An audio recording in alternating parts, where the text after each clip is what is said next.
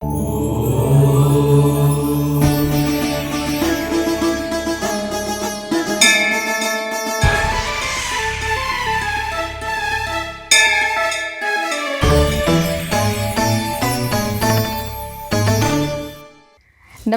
ETV life ఆధ్యాత్మిక channel తీర్థయాత్ర కార్యక్రమానికి స్వాగతం.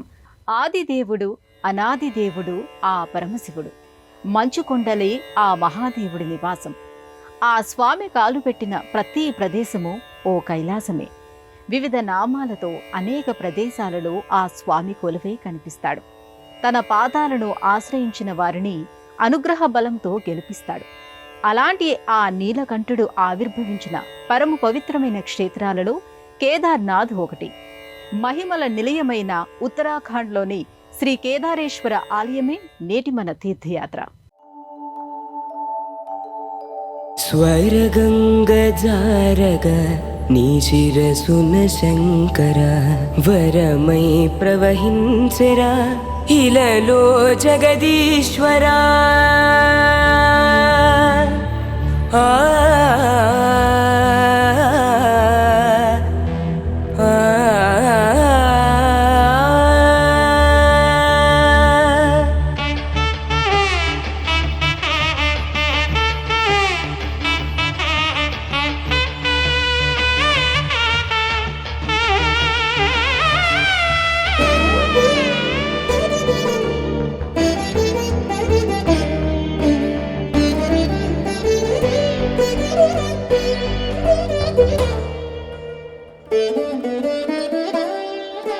స్వరగంగ జారగ నీ శిరసున శంకర వరమై ప్రవహించరా ఇలలో జగదీశ్వరా.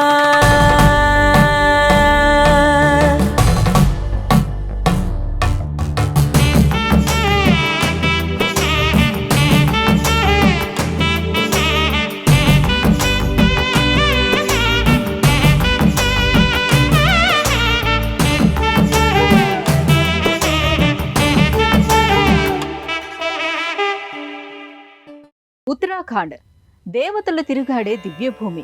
శివపార్వతులు, లక్ష్మీనారాయణులు విహరించే పుణ్యస్థలం. చోటా చార్ధామ్ యాత్రగా చెప్పుకునే 4 పవిత్ర ప్రదేశాలు ఈ నేలపైనే ప్రభవించాయి. అనేక కాలాలుగా ఆధ్యాత్మిక పరిమళాలను వెదజల్లుతున్నాయి. ఈ 4 తీర్థక్షేత్రాలు విశేషమైనవే. దర్శన మాత్రం చేత పుణ్యరాశిని దోసిట దూసి అందించినవే. అలాంటి చోటా చార్ధామ్ యాత్రలో ముందుగా కనిపించేదే శ్రీ కేదార్నాథ్.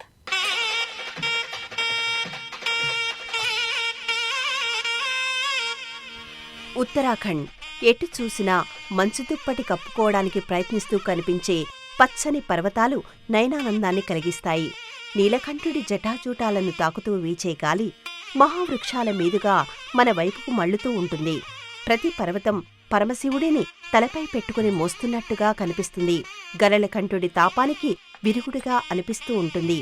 ప్రపంచ దేశాల నుంచి అనునిత్యం ఈ పర్వతాల దిశగా లక్షలాది మంది భక్తులు కదులుతూ ఉంటారు. అందుకు కారణం ఇది ఆదిదేవుడి ఆవాసం కావడమే.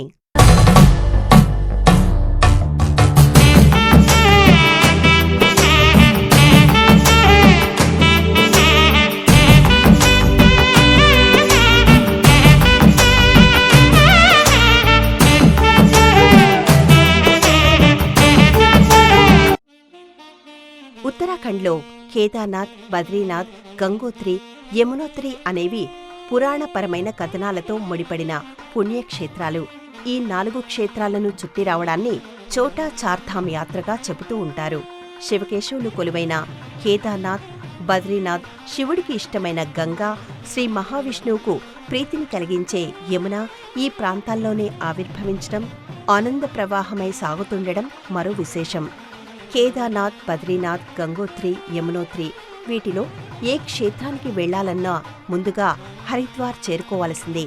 అసలైన చోటా చార్ధామ్ యాత్ర ఇక్కడి నుంచే మొదలవుతుంది. హరిద్వార్ కూడా ఉత్తరాఖండ్లోని దేవభూమినే. ఇక్కడి పర్వతాలకు, ఆ పర్వతాలపై నుంచి దూకే ప్రవాహాలకు, ఆ మధ్యలో ఆవిర్భవించిన దేవతా నివాసాలకు ప్రధానమైన వాకిలిగా హరిద్వార్ కనిపిస్తుంది. అలా కేదార్నాథ్కి కూడా భక్తులు ఇక్కడి నుంచి తమ ప్రయాణాన్ని మొదలుపెట్టవలసిందే.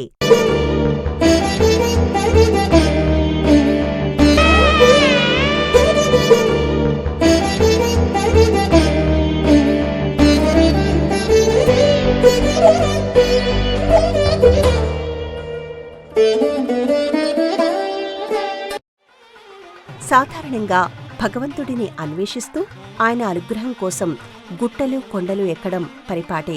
అయితే కేదార్నాథ్లోని కేదారేశ్వర స్వామి ఆలయం పర్వతంపై ఉంటుంది. అంటే సముద్ర మట్టానికి కొన్ని వేల అడుగుల ఎత్తులో ఉంటుంది. ఎంత ఎత్తులో ఉన్నా పర్వాలేదు అనుకోవడానికి వీల్లేదు. ఎందుకంటే అత్యంత ప్రమాదకరమైన మార్గంలో ఈ ప్రయాణం కొనసాగుతుంది. ముందుగా ఎలాంటి సంకేతాలు లేకుండా అప్పటికప్పుడు మారిపోయే వాతావరణ పరిస్థితుల మధ్య ముందుకు సాగవలసి ఉంటుంది. కేదార్నాథ్కి చేరుకోవడానికి నేరుగా రోడ్డు మార్గం ఉండదు. గౌరీకుండ్ నుంచి కష్టతరమైన మార్గంలో ప్రయాణించవలసి ఉంటుంది. పార్వతీదేవి స్నానమాచరించింది, నలుగుపిండితో గణపతిని చేసి ప్రాణం పోసింది గౌరీకుండ్ దగ్గరేనని అంటారు. ఆరోగ్యవంతులను సైతం ఆలోచనలో పడేసే మార్గమిది. పర్వతంపై వరకు నడవలేని వారి కోసం గుర్రాలు, డోలీలు అందుబాటులో ఉంటాయి. అయితే అప్పుడు కూడా ప్రయాణించవలసిన మార్గం ఒకటే. అందువల్ల భగవంతుడిపై భక్తితో భయాన్ని దాటుతూ ముందుకు వెళ్లవలసి ఉంటుంది. నీ గళమున నిండెనే హాలాహలం, నీవే నా గొంతులో నాదామృతం. నీ గళమున నిండెనే హాలాహలం, నీవే నా గొంతులో నాదామృతం. నీ తీరు విరాగం పురిపించను రాగం, నీ తీరు విరాగం పురిపించను రాగం. నే పలికే గమకమే గానాభిషేకం. బహుజన్మల సౌభాగ్యము ఈ జన్మకు ప్రాప్తమై స్వరగంగ జారగ నీ శిరసున శంకర వరమై ప్రవహించరా ఇలలో జగదీశ్వరా.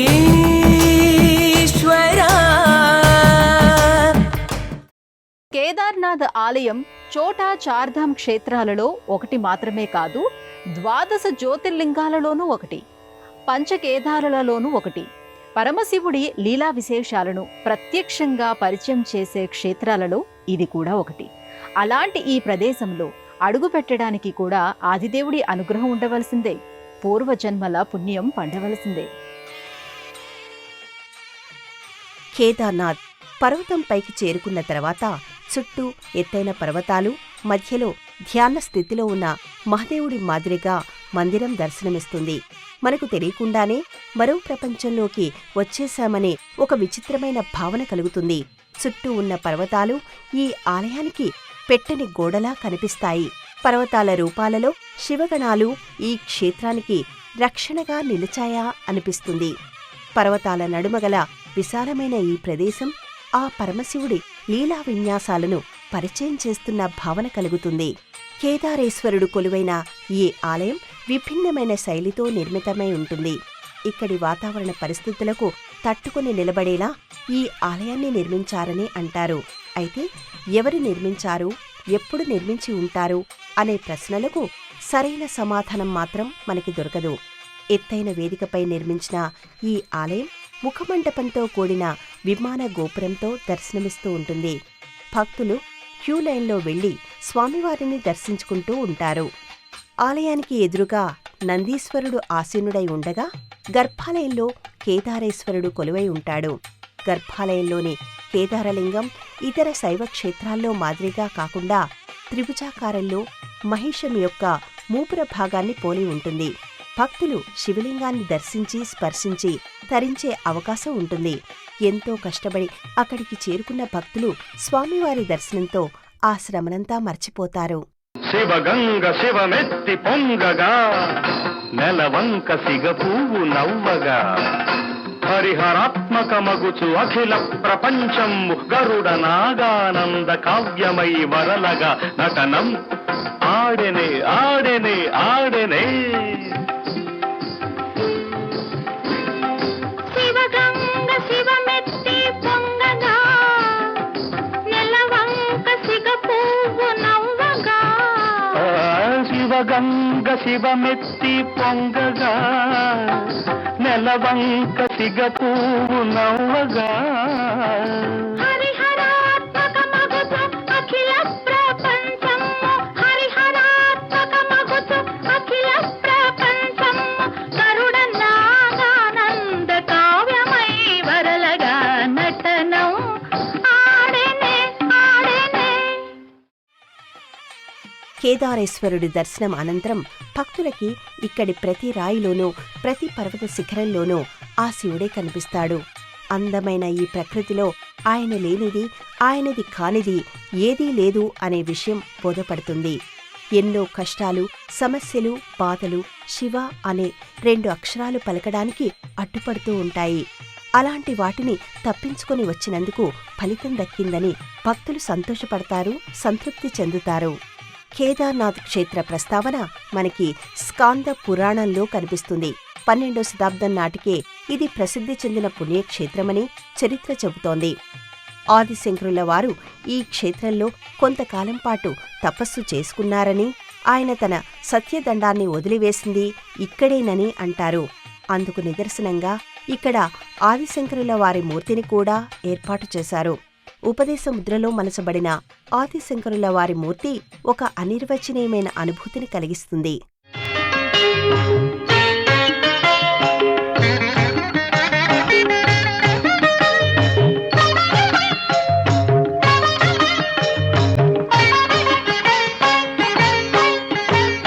తీపి రాగాల కోకిలమ్మకు నల్ల రంగునలమిన వాడినేది కోరేది. తీపి రాగాల కోకిలమ్మకు నల్ల రంగునలమిన వాడినేది కోరేది. కరకు గర్జనల మేఘముల మేనికి మెరుపు హంగు కూర్చిన వాడినేది అడిగేది. ఏది కోరేది వాడినేది అడిగేది. ఏది కోరేది వాడినేది అడిగేది. కేదార్నాథ్ యుగాల క్రితం నాటి క్షేత్రమని పురాణాలు చెబుతున్నాయి. నరనారాయణులకు సదాశివుడు సాక్షాత్కరించిన ప్రదేశం ఇది. ఇప్పుడు మనం చూస్తున్న ఈ ప్రదేశంలో తొలి ఆలయాన్ని పాండవులు నిర్మించారనేది స్థల పురాణం. పాండవులు పూజించిన శివలింగం ఇది. పాండవుల సమక్షంలో ఆవిర్భవించిన శివలింగం ఇది. ఇప్పుడు కేదార్నాథ్ ఉన్న ఈ ప్రదేశం కొన్ని యుగాలకు పూర్వం నరనారాయణులు పార్థివలింగాన్ని ప్రతిష్ఠించిన ప్రదేశం. అనునిత్యం ఆ పార్థివలింగాన్ని పూజించి ఈశ్వర సాక్షాత్కారాన్ని పొందుతారు. నరనారాయణుల కోరికపై ఆ ప్రదేశంలో కొలువై ఉండడానికి శంకరుడు అంగీకరిస్తాడు. ఆ సంఘటన జరిగి కొన్ని యుగాలు గడిచిపోతుంది. కురుక్షేత్ర యుద్ధం ముగిసిన తర్వాత పాండవులు మనశ్శాంతికి దూరమవుతారు. అనేక మందిని సంహరించిన పాపం నుంచి విముక్తిని పొందాలని భావిస్తారు. అందుకు సదాశివుడి పాదాలను ఆశ్రయించడమే మార్గమని కృష్ణుడు సెలవిస్తాడు. శివుడి కోసం వారణాసికి వెళ్లిన పాండవులకు ఆ స్వామి హిమాలయాల్లో ఉన్నాడనే విషయం తెలుస్తుంది. దాంతో అంతా కలిసి అక్కడికి వెళతారు. పాండవుల విషయంలో కాస్త అసంతృప్తిగా ఉన్న శివుడు వాళ్లు గుర్తించకుండా మహిష రూపాన్ని పొందుతాడు. అయితే హిమాలయాల్లో మహిషం ఎక్కడి నుంచి వచ్చి ఉంటుంది అనే అనుమానం పాండవులకు వస్తుంది. మహిష రూపంలో ఉన్నది శివుడనే విషయాన్ని గమనిస్తారు. అది గ్రహించిన మహిషం అక్కడి నుంచి పరువు అందుకుంటుంది. భీముడు ఆ మహిషాన్ని నిలువరించడం కోసం దాని తోక భాగాన్ని పట్టుకుంటాడు. దాంతో ఆ మహిషం అదే ప్రదేశంలో భూమిలోకి చొచ్చుకొని పోతుంది. మూపుర భాగం మాత్రమే నేలపైకి కనిపిస్తూ ఉండిపోతుంది.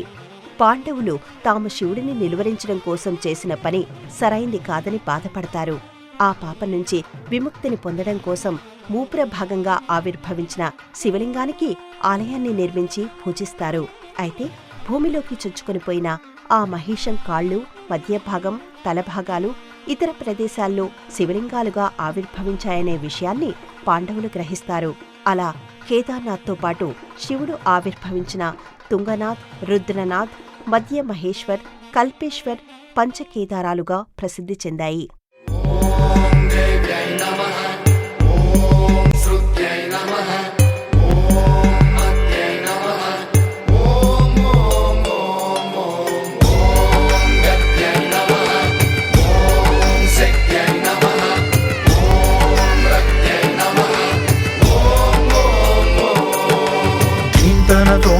ధీంతన తోంతన నటరాజుకి నట భంగిమవో, ధీంతన తోంతన శంకరునికి సంకీర్తనవో,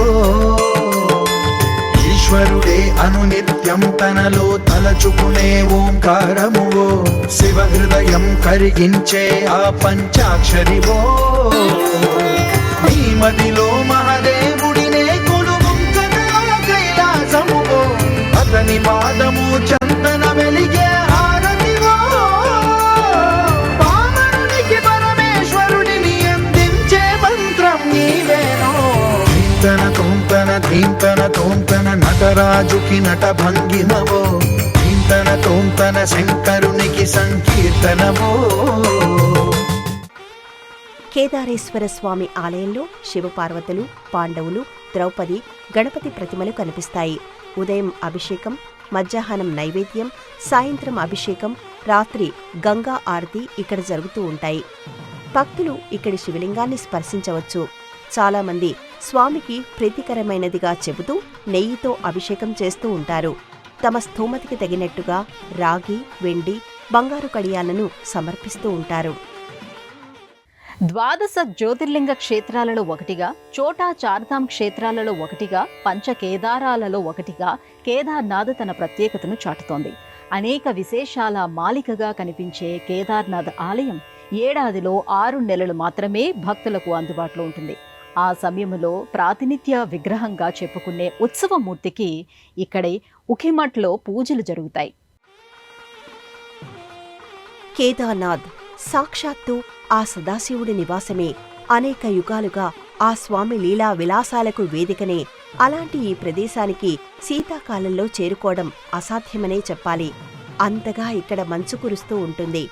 అందువల్ల ఈ ఆలయంలోని స్వామికి ప్రాతినిధ్యమూర్తిని ఉఖిమఠ్కి తరలిస్తారు.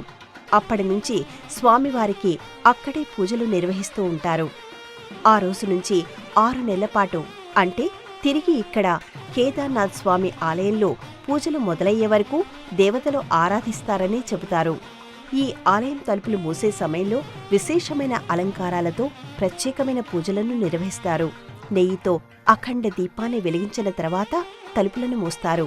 6 నెలల తర్వాత తలుపులు తెరిచే సమయానికి లక్షలాదిగా భక్తులు తరలి వస్తారు. తలుపులు తెరిచి చూస్తే అంతకు ముందే వెలిగించినట్టుగా అఖండ జ్యోతి వెలుగుతూ ఉంటుందని అంటారు. అందువల్ల ఇక్కడ శివయ్య ప్రత్యక్షంగా ఉన్నాడని విశ్వసిస్తూ ఉంటారు. పంచకేదారాల్లోని ఇతర ప్రాతినిధ్య మూర్తులకు కూడా వేరుగా పూజలు నిర్వహిస్తారు. పంచకేదారాల్లో ఏడాది పాటు పూజలు అందుకునే ఒకే ఒక క్షేత్రంగా కల్పేశ్వర్ మాత్రమే కనిపిస్తుంది. పంచకేదారాల్లో కేదార్నాథ్ లోయ ప్రాంతంలో మందాకిని నది ప్రవహిస్తూ ఉంటుంది. మిగిలిన ఆలయాలు మందాకిని, అలకనదుల ప్రవాహాలకు సమీపంలో కనిపిస్తాయి. పంచకేదారాలను దర్శించుకున్న భక్తులు చివరిగా బద్రీనాథ్ ఆలయాన్ని దర్శించుకోవాలనే ఒక ఆచారం ఇక్కడ కనిపిస్తూ ఉంటుంది. అలా బద్రీనాథ్తో పూర్తి చేసినప్పుడే ఆ యాత్ర పూర్తి ఫలితాన్ని ఇస్తుందని బలంగా విశ్వసిస్తూ ఉంటారు. వృషభమే నీకు రథమాయే రేడువై సాగగా, కడకు గంధర్వ జనులే నీ కాలి మువ్వలై మ్రోగగా, ఆది మధ్యాంత కృతి నీకై మార్కండేయుడు వ్రాయగా, ప్రాణంగానను కానడా అని చూడగా దైవతం నీవై, క్షణమైనాది చాలు కదా నీ విభూతులే ధారలై.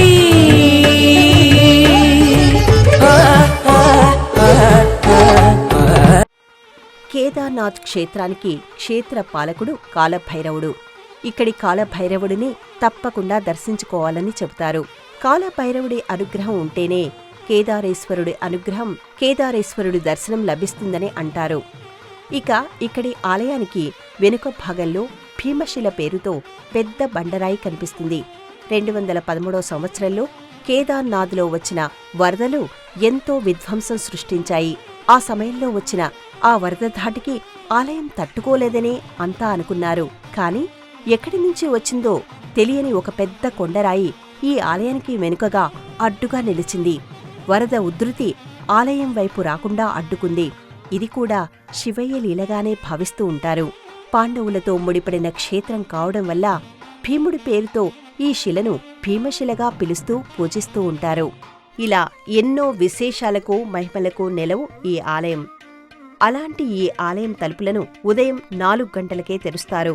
ఆరతి, అభిషేకం పూర్తయిన తర్వాత 7 గంటల నుంచి మొదలైన దర్శనాలు మధ్యాహ్నం 3 గంటల వరకు కొనసాగుతాయి. తిరిగి సాయంత్రం 5 గంటల నుంచి రాత్రి 9 గంటల వరకు దర్శనానికి అనుమతి ఉంటుంది. దేశంలోని అన్ని ప్రధానమైన నగరాల నుంచి డెహ్రాడూన్కి రైలు, వాయు మార్గాలు ఉన్నాయి.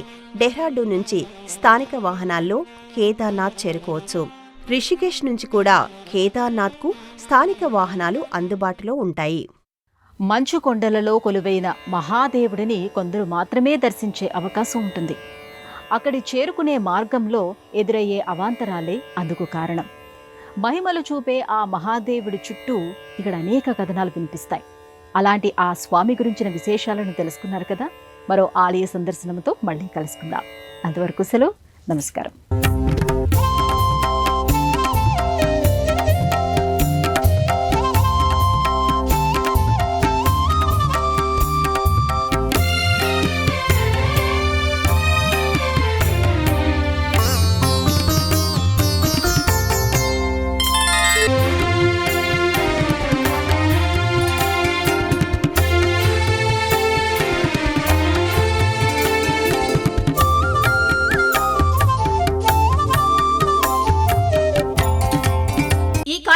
తిరిగి చూడాలనుకుంటే www.youtube.com/@ETV Life Spiritual లో చూడవచ్చు.